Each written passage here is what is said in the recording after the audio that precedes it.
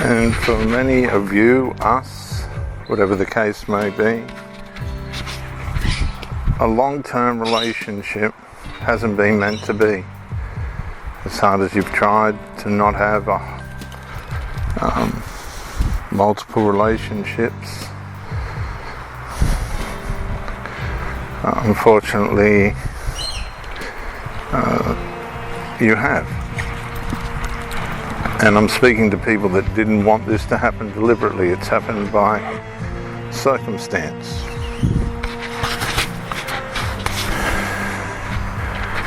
I'm one of them.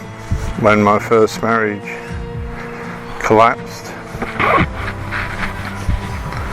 I don't think I ever really recovered from that. I think that was the point where I realized life, no matter how genuine you are or how hard you try, may not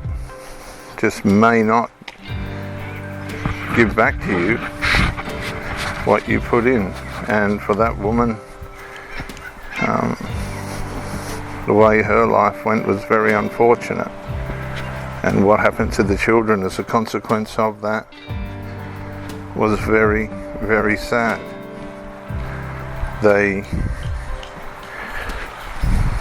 didn't fully understand what masculinity was because they grew up in a primarily feminine environment, dysfunctional feminine environment, and it's very hard to unravel that kind of culturalization in the foundation of the way in which their character is being built. They just don't seem to be able to grasp the masculine,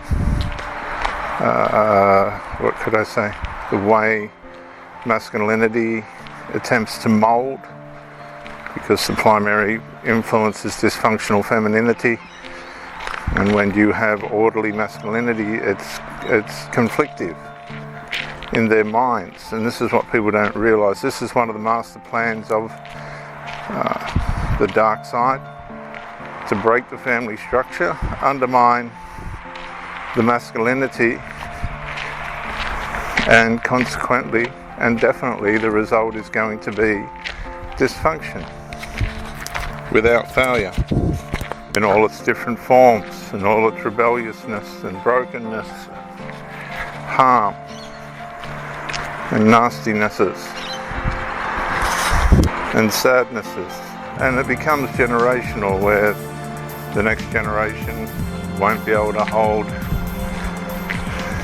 any long-term relationships, and everybody's broken and everybody's separated, and they turn to drugs for answers because there's no stability or order.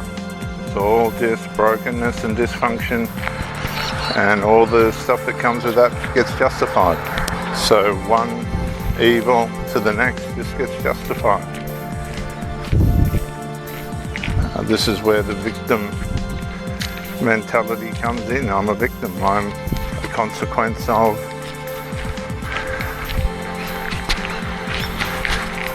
the way life has treated me, what life has done to me.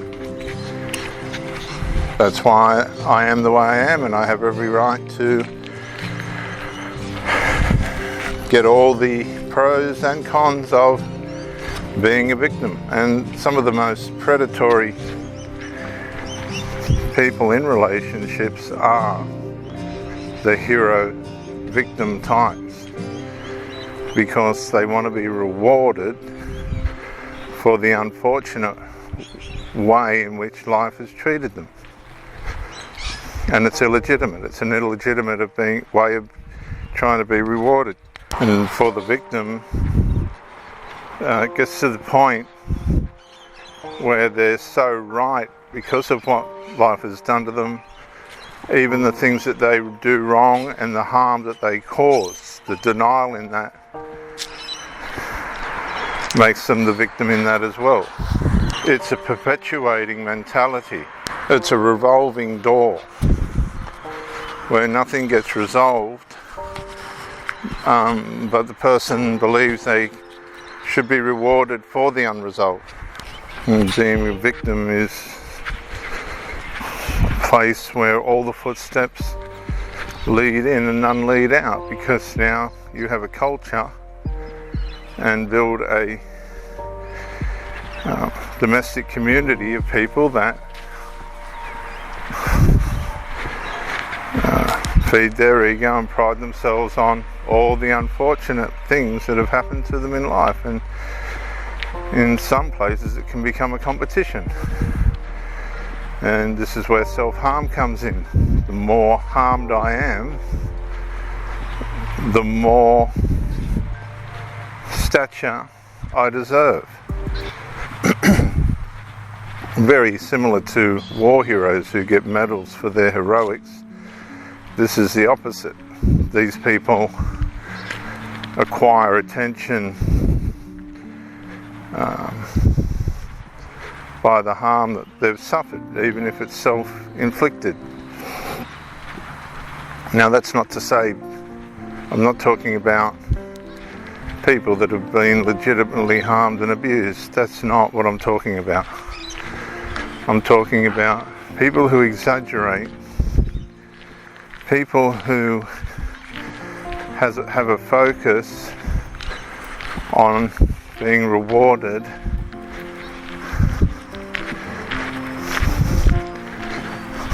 for the unresolved in their life. And unresolved's the big kicker in the way in which relationships deteriorate. The sinful nature, the personality disorder, or whatever type, thrive on unresolved, because unresolved is the great back door.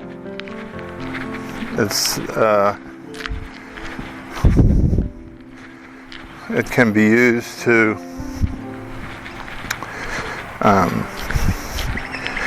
get out of something that a person has no other legitimate means of getting out of. If the relationships reach the point where the sinful nature's taken over, or the narcissism has taken over, and it's devalued the romance, the relationship, and that person has no way of realizing that it's the evil within that's turning them against themselves and the things that they value. Well, the recipient of this abuse, because let's face it, narcissism and all these other personality disorders are abuse, or the sinful nature in itself, it will abuse without conscience. Conscience kicks in later.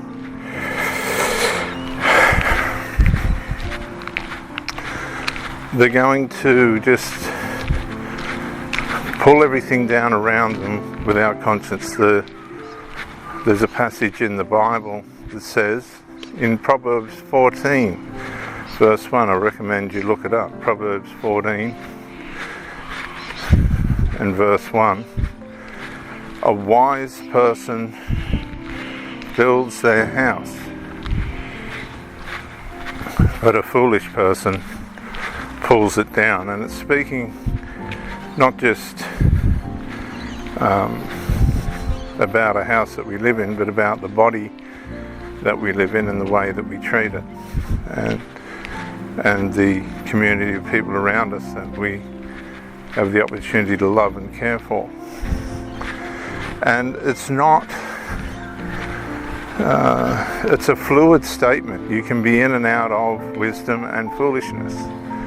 One minute you can be building things around you, the next minute you can be pulling them down. And pulling them down without fully understanding the damage that you're doing. Sometimes we can be building just as equally and not realize that we're building something great. And when somebody falls in love with us because of those wise moments, and the personality disorder or the I like to say sinful nature kicks in and we become foolish. That's when we begin to pull things down. And if you're being pulled down, I recommend you deal with that issue with that person or within yourself. Try and resolve it. If you can't resolve it, you're just going to be stuck that way until you do, or you'll lose the person that you're with, or you'll cause a reverse discard and that person will walk away because of your negligences and abuses. And the intimacy that you shared and the freshness and the originality of that will never ever be the same.